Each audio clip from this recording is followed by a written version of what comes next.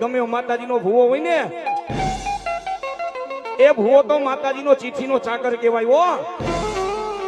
અમે ભૂવા ઢીંગી પોતિયાની કોઈ રમત નથી રાખડી માતાજીની એમનેમ કાંડે નથી આવતી હો હા કોઈ હાચા માતાજીના ભૂવા